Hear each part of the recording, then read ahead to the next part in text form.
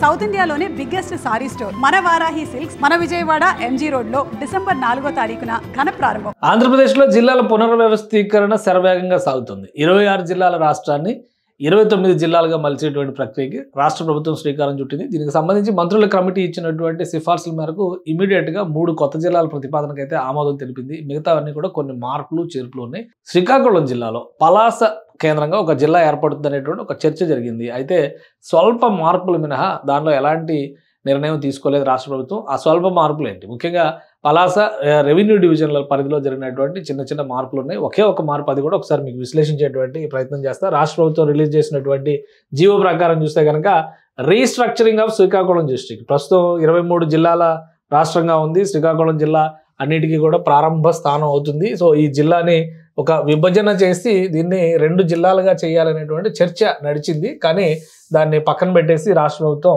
స్వల్ప మార్పులు మాత్రం చేసింది. ఆ స్వల్ప మార్పుకు సంబంధించిన జీవో రిలీజ్ చేసింది. Restructuring of Srikakulam district, shifting of mandal from 1 revenue division to another revenue division. ఇది ఒక్కటి మాత్రమే చేసింది. జస్ట్ ప్రిలిమినరీ క్లారిఫికేషన్ కోసం రిలీజ్ చేసినటువంటి జీవో ఇది. దీన్ని గెజిట్ రూపంలో కూడా అందుబాటులో పెడతారు. దీన్ని ఆంధ్రప్రదేశ్ గెజిట్లో పబ్లిష్ చేస్తారు. ఈ దీనిపైన అభ్యంతరాలు ఉంటే కనుక ఎవరైనా జిల్లా కలెక్టర్కి ఫిర్యాదు చేయొచ్చు, జిల్లా యంత్రాంగానికి ఫిర్యాదు చేయొచ్చు అనమాట. అసలు ఏ రెవెన్యూ డివిజన్లో ఈ మార్పు వస్తుంది ఏంటి, దానికి సంబంధించిన వివరాలు కూడా ఒకసారి మనం చూద్దాం. ఇది బెటర్ అడ్మినిస్ట్రేషన్ కోసం, డెవలప్మెంట్ ఫోకస్ కోసం తీసుకున్న నిర్ణయం అని చెప్పని రాష్ట్ర ప్రభుత్వం చెబుతుంది. ఒక నందిగామ మండలాన్ని ప్రస్తుతం అది పలాస రెవెన్యూ డివిజన్లో ఉంది. ఈ నందిగామ దీన్ని టెక్కలి రెవెన్యూ డివిజన్లోకి మారుస్తూ నిర్ణయం తీసుకుంది. ఇది ఒక్కటే మార్పు ఉంది. శ్రీకాకుళం జిల్లా నైసర్గిక స్వరూపంలో ఎలాంటి మార్పు ఉండదు. అంతర్గత బదలాయింపులు మాత్రమే జరిగినాయి. టెక్కలి రెవెన్యూ డివిజన్ పరిధిలో ఉన్నటువంటి నందిగామ మండలాన్ని, పలాస రెవెన్యూ డివిజన్లో ఉన్నటువంటి నందిగామ మండలాన్ని టెక్కలి రెవెన్యూ డివిజన్లోకి మార్చింది. ఇది ఒక్కటే మార్పు జరిగింది.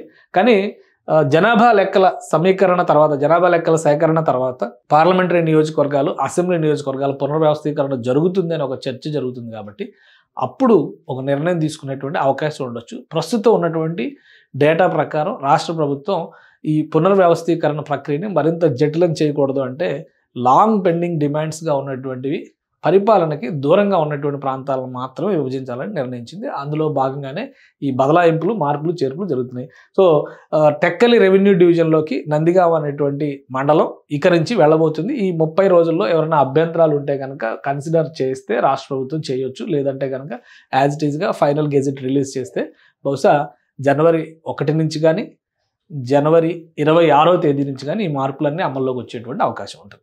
సుమన్ టీవీలో మీ పర్సనల్ అండ్ బిజినెస్ ప్రమోషన్స్ కోసం కింది నెంబర్కి కాంటాక్ట్ చేయండి.